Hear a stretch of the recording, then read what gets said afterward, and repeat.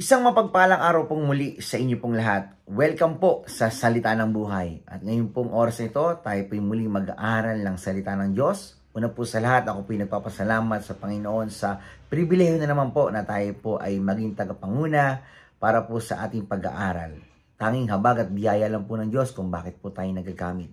Salamat po, Pastor John, Pastor Eric, sa patuloy pong tiwala and trainings po sa aming mga preachers. Salamat din po sa mga deacons, preachers, pastor na kung saan patuloy po na nagbibigay at naghahayag po ng salita ng Diyos dito po sa Salita ng Buhay tuwing alas 5 po ng hapon. Araw-araw po yan, no? At syempre, salamat din po sa mga nagbibigay ng tanging bilang. Awitin nyo pa lamang po ay pagpapala na at blessing na po ito. At patuloy po kayo na kung saan ay magpagamit sa Panginoon. At syempre, sa mga IT operators po natin na patuloy po na kung saan sila po yung nag-edit para mas lalo pong maunawaan at maintindihan ng ating pong aralan tuwing alas 5 po ito ng hapon. At syempre din po, gusto ko rin magpasalamat sa mga viewers po natin yan na kung saan noon hanggang ngayon ay patuloy po na kung saan sumusubaybay sa Salita ng Buhay. Araw-araw po ito, tuwing hapon, nandyan po kayo. Hindi ko na po kayo maisa-isa. Salamat po sa inyo. At patuloy na kung saan kahit hindi na po ito pandemic time, pero nandiyan pa rin po kayo kasi po ang SNB or ang Salita ng Buhay nung pandemic pa po ito na nagsimula. Pero salamat po sa Panginoon dahil hanggang ngayon ay nagpapatuloy pa rin po yung ating online ministry kasi po ang layunin pong ito ay hindi po para mag-invite ng panibagong religion. Ito po yung ministry na kung saan ay para lang po tayo mag-aralan ng salita po ng Panginoon. Kasi po, ang kailangan po natin ay tamang relasyon para po sa Diyos. Na kailangan po natin na magkaroon tayo ng buhay na walang hanggan. Kaya po tayo, every time na nag-preach po dito o nag-aaral tayo ng salita ng Diyos, ay hindi po tayo para mag-invite ng panibagong religion. Kasi mas kailangan po natin ng tamang relasyon para po sa Panginoon. So, ayun po. At muli, magandang araw po sa inyong lahat. Welcome po sa Salita ng Buhay. Ngayon po, tayo po ay mag-aaral na ng Salita ng Diyos. At babasa po ako ng talata sa Biblia sa aklat po ng Joshua chapter 1 verse 8 and Psalms 119 verse 105. Ito po ang sinasaad. This book of the law shall not depart out of thy mouth, but thou shalt meditate therein day and night, that thou mayest observe to do according to all that is written therein, for then thou shalt make thy way prosperous, and then thou shalt have a good success. Psalms 119, verse 105, the word is a lamp unto my feet, and a light unto my path. Purihin at pagpalain po ang pagkabasa ng salita ng Diyos. Ang mensahe pong ito, ang ating pong pag-aaralan ay pinamagatan ko pong the law of the Lord, a light for the path. So, mandali po tayong yumuko, humingi ng gabay patnubay sa ating pong Diyos. Dakila namin Diyos amang makapangyarihan sa lahat. Panginoon, maraming salamat po sa minsan pa kami po'y mag-aaral ng inyong salita. Patawad po sa aming mga pagkukulang, pagkakasala po sa inyo. At ang aming pag-aaralan ay patuloy po kaming mapagpala, mapaalalahanan, Panginoon, at mapalakas. Kayo po magbigay po sa amin ng maayos na internet connection upang maunawaan po namin ito ng mas may kaunawaan. Lord, bless niyo po ang bawat isa, lalo na po ang inyong mga anak na nakikinig po ngayong oras na ito. Bigyan niyo rin po ako ng karunungan, katalinuhan na nagmumula po sa inyo kasi po alam ko po sa aking sarili na kung wala po kayo, wala rin naman po akong magagawa. Panginoon, ito po ang samot panalangin po namin sa dakilang pangalan po ng aming Panginoong Hesus. Amen at amen. So sa ating pong binasa, sa aklat po ng Joshua, ito pong Joshua ay historical book. No? Ito po yung storya sa Bible na after po ng buhay po ni Moises, ang nag-take na po ng leadership ay si Joshua na po. Kaya po ang salita po ng Diyos ay kumpleto. Dito po naisulat lahat. Sabi nga kung gusto mo ng action, nandito. Love story, nandito. Drama, nandito. Lahat po nandiyan sa salita po ng Panginoon. So, ayun po yan. Ang Book of Joshua, sa chapter 1 po niyan, ang hanggang sa matapos pong ito, diyan po, ito na po ang pangunguna ni Joshua at paalala ng Panginoon sa kanya, ay pangunahin niya ang bayan ng Israel. At hindi naman po lingid po sa atin na sa ngayon ay sa ating bansa ay sino-sino na po yung nagiging leader, nagiging president, di ba? Parang kumbaga kahit sino naman ang ilagay po nating presidente ay may masasabi at masasabi ang tao. At ngayon po, nakitang-kita naman po natin na nagkakagulo na po, no? Kaya patuloy po natin ipanalangin sa Diyos na kung saan ay patuloy pong may ayos at managot kung sino dapat managot. At kaya po ito pong mensahe po natin ay pinamagatan pong the law of the Lord. Kumbaga, yung mga batas, di ba? Ayan na kasi yung napag-uusapan po natin, yung batas. Pero ngayon po, hindi natin pag-usapan yung batas ng ginawa po ng tao. Ito po yung batas or utos ng Diyos na kung saan ay maggagabay po sa atin. Nandito po tayo, hindi po para mag-debate or magbigay ng mga anumang opinion. Nandito lang po tayo para po mag-aral ng salita ng Diyos. Yung utos at bilin sa atin ng Diyos dito po sa aklat po ng kanyang salita. So, ito po yun na kung saan ito talaga yung perfect yung Word of God, no? Ito po ay kumpleto at talagang pagka sinabuhay po natin ito, mapapaayos po yung ating pong buhay. So, kaya ayun po, no, na kung saan ay sana po mayroon tayong leader na kung saan ay naniniwala sa salita ng Diyos at salita ng Diyos ay may apply at ito kapag sabi po kasi sa Bible, kapag ito ay ating isinamuhay ay magiging matagumpay ang ating buhay, no? So ito po yun, ito pong aklat na ito dito po sa Joshua, dito po tayo mag-aaral at dito po iikot ang ating pong pag-aaralan po ngayong pong hapong ito. So makikita po natin, di ba, sa ating buhay, sabi nga, life is a journey and every journey needs direction. Kailangan po natin ng direksyon, may maggagabay po sa ating buhay. So ito pong aklat ng ito po yung magsisilbing manual po ng ating buhay, no? The Word of God, yung salita ng Diyos, di ba? The law of the Lord. Kumbaga, ito po yung nagbibigay sa atin ng impormasyon. Sabi nga po, like a lamp in the dark, it show us where to go, how to live, and how to succeed. Sa kadiliman, itong salita po ng Diyos ay nagsisilbing ilaw at gabay po sa atin. Opo, sabi nga, the word is a lamp unto my feet and a light unto my path. Kumbaga po, ito, ang salita ng Diyos, ang Bible, ito po yung utos. Ito po yung salita ng Diyos na kung saan maggagabay po sa atin. Kaya, ito po, meron po tayong tatlong bagay na pag-aaralan po dito ngayong pong oras ito. Number 1, the law of the Lord must be in our mouth. Kumbaga po, dapat daw nasa ating bibig, no? Hindi naman po yung parang pilosopo na kung saan yung Bible ay nasa bibig po natin. Ito po yung, kumbaga, yung declare the light. Kumbaga po yung, sabi po ng Bible, diba, this book of the law shall not depart out of thy mouth. Sabi po dyan, what we speak shapes our lives. Speaking God's word remind us of His promises and teaches other the truth. Kumbaga po, keep His word close, not just in heart, but on your lips. Kumbaga, dapat na nasasabi po natin ito, di ba po, dapat wag puro negative yung nasasabi po natin, di ba? Lalo na po nga sa social media, kung meron minsan talaga pag nakakakita tayo ng mga balita na talaga namang nakaka-stress, nakaka-high blood, di ba po?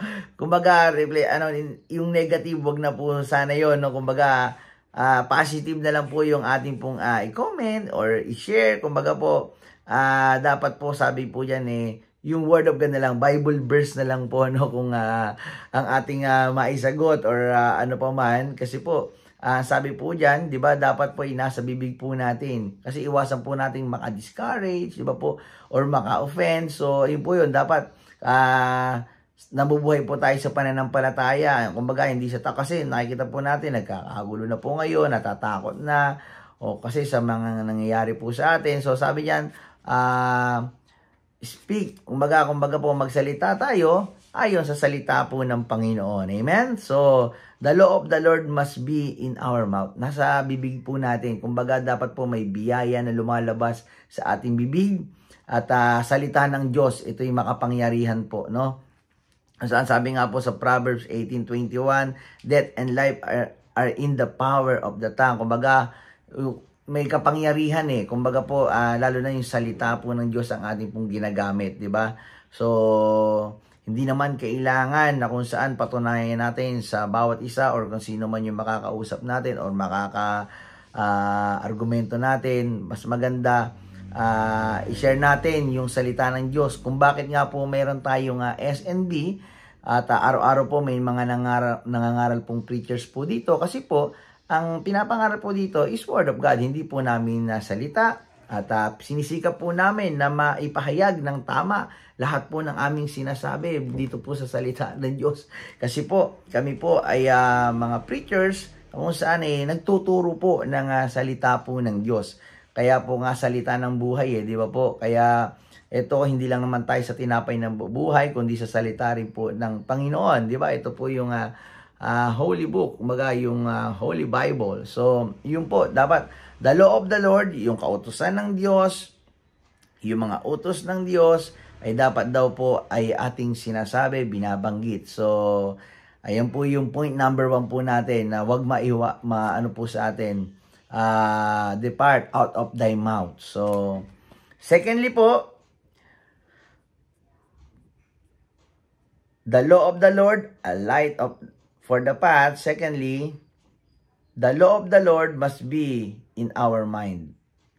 Ano po yan? Meditate on the light. So, ayan po yun, no? But thou shall meditate therein day and night. Sabi ng Bible, di ba? So, dapat daw po pinagbubulayan, pinag-aaralan po natin araw at gabi. So, meditate on the light, no? Mas mainam. Pagkagising po natin sa umaga, mag-pray muna po tayo at mag-devotion po tayo. Mag-aral po tayo ng salita ng Diyos. Basa po tayo ng Bible, chapter 1, kung kaya mong chapter 2, hanggang kung how many chapters pa yung kaya mong basahin, mas mainam, no? Pero mas maganda po nag-aaral po tayo ng salita ng Diyos. Nagde-devotion po tayo. So, meditation means dwelling on the word, turning over in your mind until becomes part of you. Kumbaga po, day and night, yung consistency, not occasionally reading. So, hindi lang basta dapat daw pala gusto natin o hindi natin gusto. May mga times kasi na kung saan hindi po natin. Dapat daw po pala dapat consistency. Kumbaga po, consistent, no? Yung ating pong pagbabasa ng salita ng Diyos, di ba? Dapat daw po mini-meditate natin at dapat nga mini-memorize pa natin. Kasi po, di ba, sabi po diyan, this book of the law shall not depart out of thy mouth, but thou shall meditate therein day and night. Di ba po? Kumbaga, ibig sabihin po diyan, inaaral, umaga, gabi. Kaya dapat, nami-memorize din po natin, mas mainam. Kasi po, ang salita ng Diyos ay makapangyarihan po ito. At kapag may mga times na nangyari sa buhay po natin, alalahanin lang po natin yung salita ng Diyos, magsisilbing lakas na po sa atin ito. Di ba po? At dapat laging nasa isip po natin, lagi yung salita ng Diyos The law of the Lord must be in our mind, nasa isip po natin. Di ba na yung mindset dapat natin, salita ng Diyos, ano man mangyari sa buhay po natin, may problema, may suliranin man po tayong kinaharap, dapat salita ng Diyos ang una nating naiisip. Di ba po? Diyos dapat ang lagi nating naiisip at yung kanyang salita po na sabi po yan, hindi tayo iwan, hindi tayo pababayaan. Tulad po kay Joshua, nung siya na po yung leader po ng Israel, di ba po, at pinangungunahan niya po ito, yung po ang bilin sa kanya po ng Panginoon. Huwag kang titingin sa kaliwa, huwag kang titingin sa kanan, diretso lang, sa akin ka lang umasa, sa akin ka lang tumiwala, hindi kita iiwan, hindi kita pababayaan. So, ganun din po sa atin, no? Minsan nakikita na po natin, parang wala ng pag-asa sa buhay po natin, kung lalo po ngayon, sa gobyerno natin, parang tingin natin, wala ng pag-asa. May pag-asa pa. Sa Bible, kung sino-sino na po ang naging hari, may masamang hari, may mabuting hari, pero lagi po natin nakikita doon yung biyaya po ng Diyos na lagi tayong itinatawid. Ano pa mangyari sa ating buhay. So ngayon pa rin naman po, kahit sino pa ilagay natin yan sa Diyos po tayo aasa, hindi po tayo sa tao aasa. So dahil ang tao anytime pwede magkamali yan, pero ang Diyos kahit kailan hindi nagkulang. Siya po'y tapat noon hanggang ngayon po sa atin. So kaya patuloy lang po natin ipanalangin. Yun na lang po ang magagawa po natin at ipagpasa Diyos na lang po natin yan, no? At bahala na po ang Panginoon na kung saan hindi po tayo pababayaan, hindi po tayo iiwan. So yan po ang nasa mindset po natin, dapat yung salita ng Diyos, no? Thirdly, and lastly, sabi po dyan, no, the law of the Lord must be in our movements. Kumbaga, dapat nasa galaw po natin ito. Yung salita ng Diyos, dapat nakikita po sa buhay po natin yan. Di ba sabi nga po yan, this book of the law shall not depart out of thy mouth, but thou shalt meditate therein day and night, that thou mayest observe to do according to all that is written therein, for then thou shalt make thy way prosperous. Di ba? And then thou shalt have a good success. Di ba po? Ang gusto po ng Diyos po sa atin, ano po tayo, maging mapagpalang tao, maging mapagpalang Kristiyano, kumbaga maging matagumpay. Yun ang kalooban sa atin ng Diyos. Hindi tayo maghirap, magdusa, di ba po? Sabi nga kapag kasinilang kang mahirap, pag namatay kang mahirap, kasalanan mo yun, di ba? Pero kapag silang mahirap, hindi mo kasalanan yun, di ba?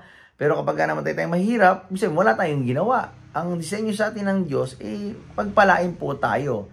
Not only materially, but syempre, kumbaga po yung spiritually, kumbaga mas mahalaga pa rin naman po yun. Pero ang gusto po dyan, di ba, yung tagumpay ay makamit din po natin. So dapat bawat hakbang po natin, bawat kilos po natin, dapat lagi natin inaayos kung ito ba'y kalooban pa ng Panginoon po sa buhay po natin. So, dapat po, makikita natin, according to all that is written therein, di ba? Reading and speaking the word means nothing without obedience. The word becomes a light for our path when we live it out. Kumbaga po, dapat walk in the light, di ba? Makikita po natin dito, dapat kapag sa ating mga galaws, dapat nagmamanifest po sa atin ito, di ba? Na makikita na kung saan yung ating gawa, ito ay nasa kalooban pa rin po ito ng Panginoon, di ba? Let the word guide you, your decision, action, and lifestyle. Kumbaga po, yung ito pong salita ng Diyos, ito po yung magsisilbing manual ng ating buhay, di ba po?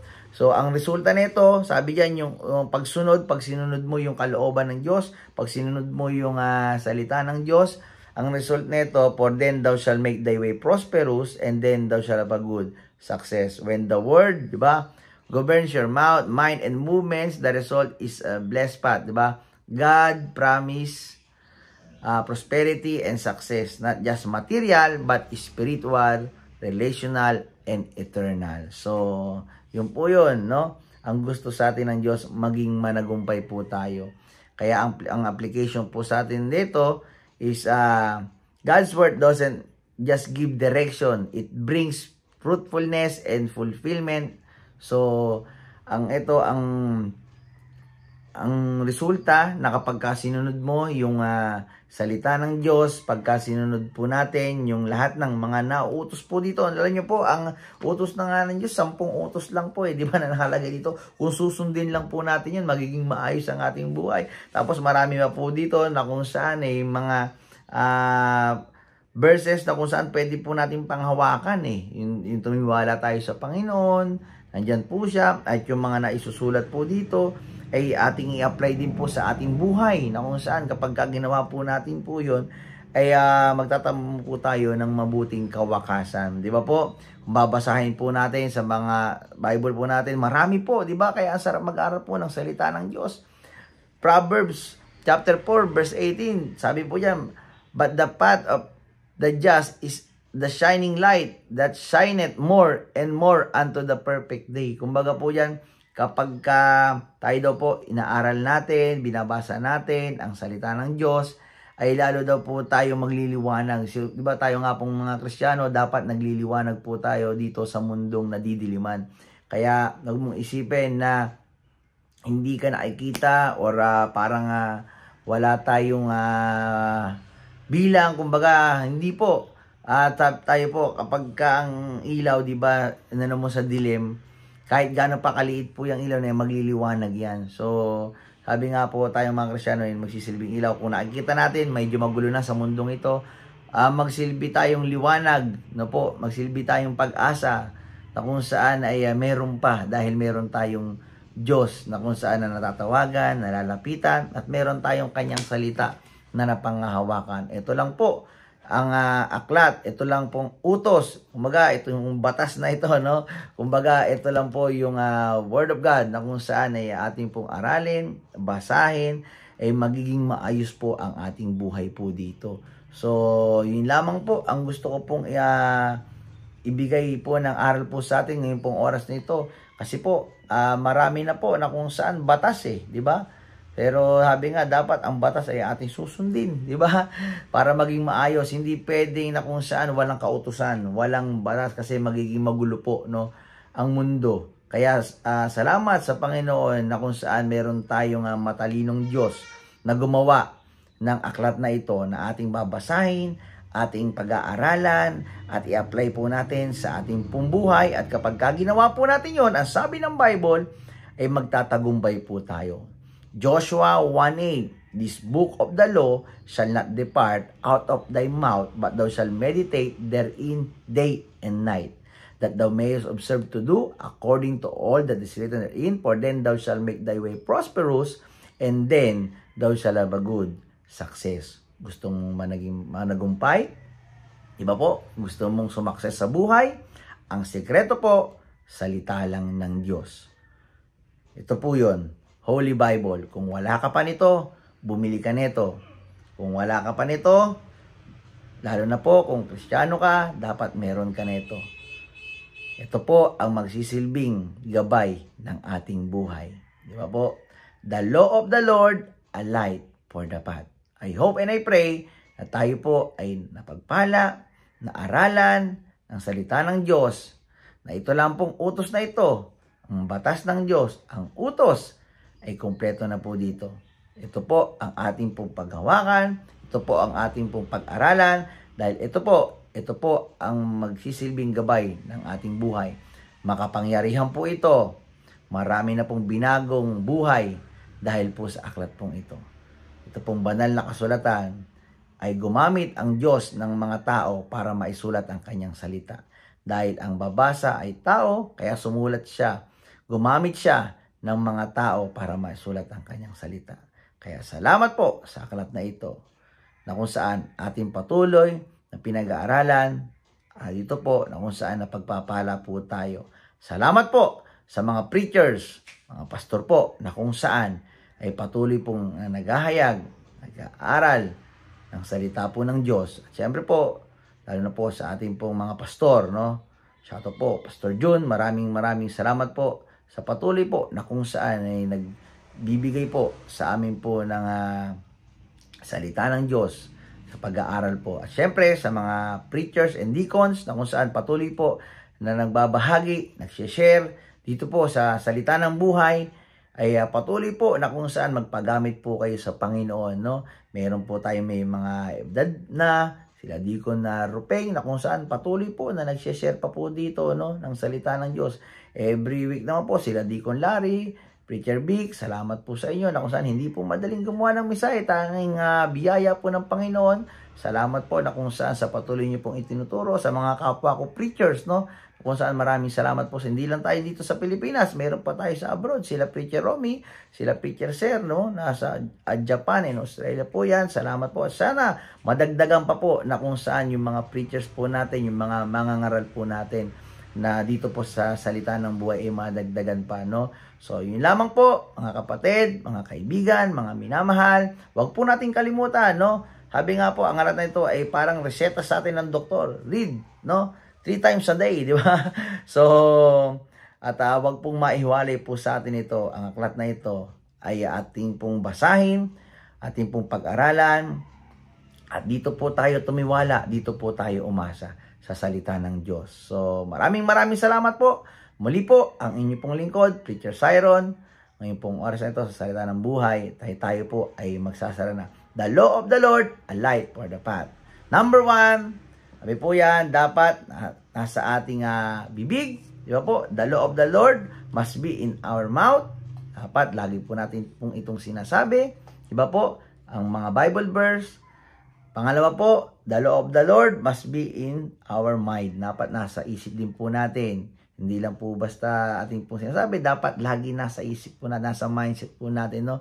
Itong salita po ng Diyos. And then thirdly, the law of the Lord must be in our movement. Kumbaga po, nasa galaw po natin. Di ba po? Dapat lahat po ng kilos po natin nakaangkop, nakapatnubay po sa salita po ng Diyos. At dapat nagmamanifest sa atin na kung saan bilang isang Kristiyano, tayo po ay sisilbing, iba po, living testimony po, no? Binabasa po tayo ng mga nasa paligid po natin. Dahil pag tayo isang Kristiyano na, sumusunod na sa kalooban ng Diyos, dapat ingatan po natin yung ating pong testimony. Kasi po si Satan, hindi na po tayo kayang gawin yan, dalhin sa impyerno. Ang gagawin na lang po sa atin yan, sisirain na lang po yung ating pong testimony. Kaya po mga Kristiyano, mga kaibigan, mag-ingat po tayo. Kaya dito lang po tayong patuloy na umasa, sumandal at tumiwala po dito sa saklat na ito at sa Panginoon. So I hope and I pray na tayo po ay napaalalahanan, aralan ng salita ng Diyos. Tayo po ay magpasalamat po. Tayo po ay manalangin. O aming dakilang Diyos, amang makapangyarihan sa lahat. Panginoon, maraming salamat po sa natapos po naming pag-aaral. Salamat, Panginoon, sa paalala na kung saan ang inyong salita ay aming pong panghawakan, aming pong pagtiwalaan. Dahil alam po namin, aklat po na ito, ang inyong kautusan. Ito po kapag aming pong pinag-aralan, aming pong itong pinagbulay-bulayan at in-apply po sa aming buhay, ay magtatapo po kami ng magandang kawakasan po sa aming buhay. Hindi lang po material, bagkus Panginoon, mas mahalaga po yung spiritual. Muli, salamat po sa inyong mga anak na nakinig ngayong pong oras na ito. Kayo po ang patuloy na magpahala po sa bawat isa. Salamat po Panginoon. Muli ito po ang samot panalangin po namin sa dakilang pangalan po ng aming Panginoong Hesus. Amen at amen. So muli po, maraming salamat po. Yung likod, Preacher Siron. Pagpalain po tayo ng Panginoon.